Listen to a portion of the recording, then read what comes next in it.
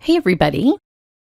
In today's video, I am going to be doing some watercoloring. I haven't done that in a video in a while, and I'm using this beautiful new dragon fruit image. Oh my gosh! The way they size their images is so perfect if you love to watercolor. So this is a nice big image with tons of room to get detail, and I have stamped it on cold press watercolor paper and cut it out. For the background, I have some Daffodil paper glaze, and over a colored print, in this case one of my gel press prints, this bright yellow looks like a bright shiny gold. So that is what I'm using it for today. And I'm not going to completely go over this entire stencil. This is meant to look sort of random. So I'm just putting it kind of here and there and leaving some open space. This stencil is a great abstract pattern for backgrounds, and I can tell I'm going to be using it a lot more. It's also sized for slimline cards, so you can see how it goes past the card. That way you can get the entire slimline card covered with this stencil image.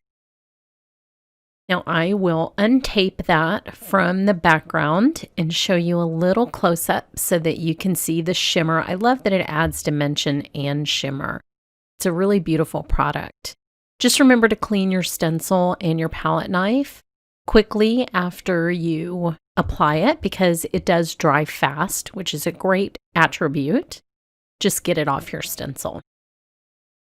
Now this is the C split from my Daniel Smith watercolor split group on Facebook. I have this in a palette with the D split, but I like the C split because of the floral quinacridone colors that it has in it. This is designed to be a floral split, so it also has some beautiful greens.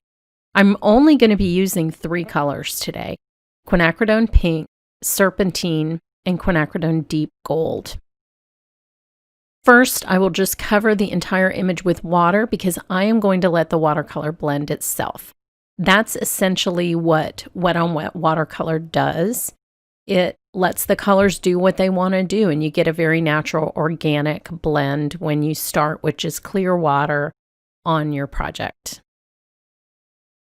You want to make sure you have enough water, especially if you're sitting in the air conditioning like I am. But I will go in with the quinacridone pink, and you can see that gorgeous magic that quinacridones have. It's just, there is something so special about quinacridone pigments. And this pink is just perfect. To me, it looks a lot like a Texas prickly pear when the prickly pear is ripe. And it makes me miss the prickly pear margaritas that we used to have at the Roaring Fork, because those were just phenomenal. They were so good. Now I'm going in with a little bit more pure pigment for darker spots on this fruit. And then I will apply the green to the tips. Now, I have no idea why I stuck with this large brush as long as I did. I meant to just put down the majority of the water with it, but then for some reason I kept painting with it. Like I don't know, like I was borrowing a giant's paintbrush. It's crazy. So to get into the little nooks and crannies of the leaves, I needed my smaller brush. So that's what I'm using to apply those details. This is a number 2. The first one I was using is a number 8. So the serpentine blends down into the quinacridone pink, and you can see near the top, it creates almost like a fiery orange where it blends. And then you'll get sort of a darker, I don't want to say brown because it's not really brown, but just a pinkish green down at the edges. Now, if you paint the water outside the lines, that means your pigment will also go outside the lines of your stamp image. So my little tip there is don't worry about it. Number 1, that's always my tip. Don't worry about things. Worrying is like praying for something you don't want. But also have a white gel pen on hand, because that teeny little border, you can cover up a lot of mistakes with just a little bit of white gel pen over the top of the watercolor.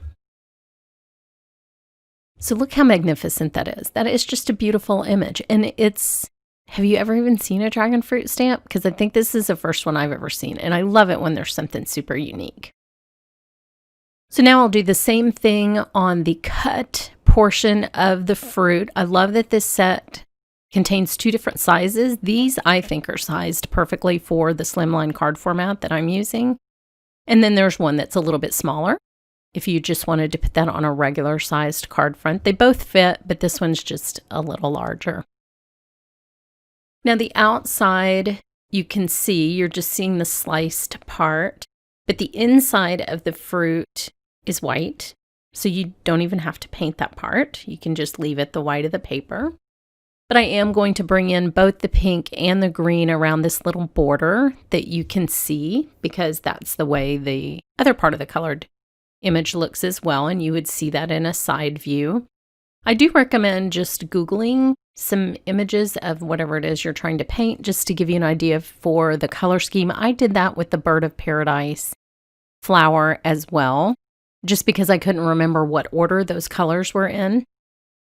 And to me, this sort of artichoke shape is really fun because you get to mix these 2 different colors. You get those green tips of those little leaves or petals or whatever they are. It actually really does look a lot like an artichoke now that I think about it.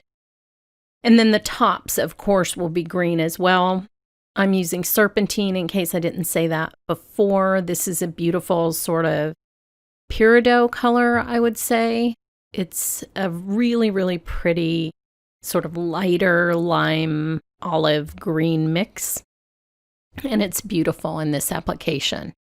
Now, when I Googled, there was a little bit of like goldish brown up at this stem part of the fruit. And so I'm going to put that in there just because I saw it and it was in my head. So I'll add that. And I will add a little bit of gold around the edges. I like to do that on most botanicals that I paint anyway.